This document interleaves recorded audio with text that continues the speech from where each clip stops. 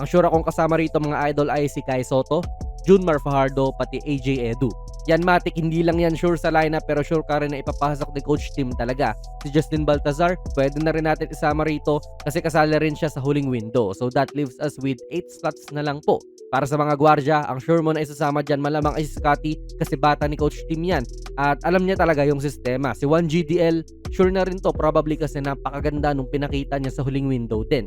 Si CJ Perez, dapat isama mo rin mga idol kasi isa sa best scorers ng PBA yan at mas marami na siyang touches ngayon dahil wala nga pong Brownlee. Si Papa Dwight matik yan, so 8 na yan mga idol, 4 na lang. Si Chris Newsome medyo nawala na to sa rotation ni Coach Tim pero dahil nga walang Brownlee, feel ko mabibigyan na rin to ng role kahit defensive stopper lang din ni Ibrahim o Jalen Harris. Medyo matanda na rin to 36 years old na mga idol pero feel ko isa pa rin naman siya sa mga better perimeter defenders ng Gilas lalong lalo na sa 14 na ito. Syempre si KQ pati Carl Tamayo ay hindi na mawawala dyan. Ganda rin ang pinakita nila parehas na huling window at siguro sa kanila talaga iaasa ng Coach Tim ang role ni Brownlee kasi sila rin naman yung gumaganap noon kahit andyan si Brownlee pero